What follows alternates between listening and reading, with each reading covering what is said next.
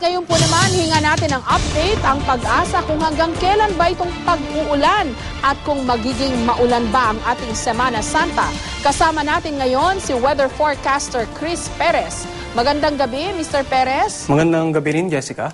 Okay, hanggang kailan ho itong pag-ulan? Magiging maulan ho ba ang ating Semana Santa? Jessica, dito sa Metro Manila, inaasahan po natin na within the next 24 hours ay halos kaparehas pa rin po ng kondisyon. Madalas na maulap at meron pa rin pong mga pag-ulan, although mas konti na inaasahan natin pag-ulan bukas within the next 24 hours kumpara sa mga naranasan natin ngayong araw. Actually, itong buong Luzon, inaasahan po natin na kalat-kalat ang mga pag-ulan at pagkidlat at pagkulog dahil sa tinatawag po nating tail end of a cold front. At lalo nating inaasahan na magiging malawakan pag-ulan dito sa silangang bahagi ng gitna at katimugang Luzon na siya namang posibleng magdulot ng mga pagbaha at pagguho ng lupa within the next 24 hours. Kaya't patuloy po yung pagpapaalala natin sa mga kababayan natin sa nabanggit na lugar, yung mga naninirahan po sa mababang lugar at malapit sa mga gilid ng bundok, maging alerto po sa mga posibleng pagbaha at pagguho ng lupa. Okay, yung weather kanina, no, maulan pa rin sa Metro Manila. So, mukhang magka-clear naman ito, Mr. Perez? Within the next 24 hours, Jessica, asahan po natin na halos kaparehas pa rin po yung mararanasan nating kondisyon sa Metro Manila.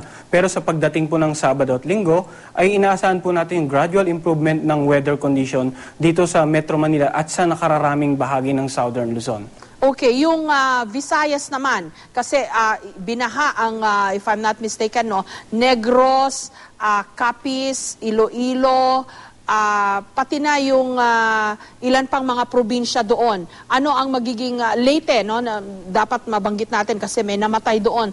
Hanggang kailan po itong pag-uulan doon? Sa ngayon, Jessica, hindi na po naapektuhan ng kabisihan ng tinatawag nating tail of the cold front.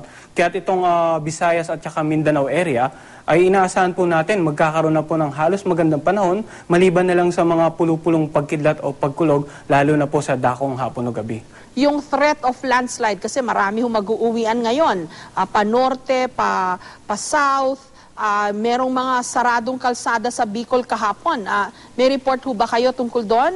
Sa ngayon po, yung within the next 24 hours, inaasahan po natin na ito nga pong eastern section ng Central at Southern Luzon. At gaya nga po na nabanggit nila yung mga ilang area sa Kabikulan, inaasahan pa rin po natin na yung mga possible flash floods and landslide within the next 24 hours. Kaya yun nga patuloy po yung remind natin sa ating mga kababayan na maging alerto sa mga ganitong bagay at tayo naman po ay patuloy po yung pagdi-disseminate natin at pakikipag-coordinate sa iba't ibang ahensya ng gobyerno para po maiwasan yung mga ganitong sakuna. Ang pinakamahalaga po doon, yung information dissemination at saka yung awareness ng ating mga kababayan sa mga nagaganap sa ating kapaligiran tungkol sa current weather condition natin. Okay, yung po namang mga babiyahe sa dagat, no? Pa Visayas, kumusta ho ang magiging lagay ng ating mga karagatan? Sa ngayon, Jessica, inaasahan pa rin natin na magiging maalon hanggang sa napakaalon yung mga karagatan sa paligid ng Luzon at Visayas within the next 24 hours. Kaya hanggat maaari yung mga mangingisda at maliit na sakyang pandagat ay wag muna pong pumalaot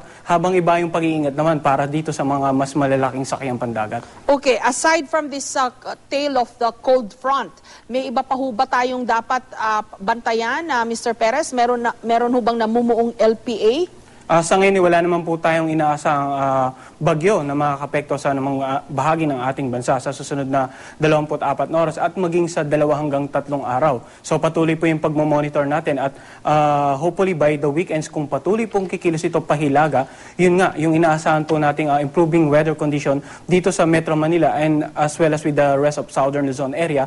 At kung patuloy naman po itong malulusaw sa darating pang linggo, asahan po natin yung improving weather condition naman sa hilagat gitnang Luzon sa mga darating pa pong araw. Okay, maraming salamat, Chris Perez mula po sa Pag-asa.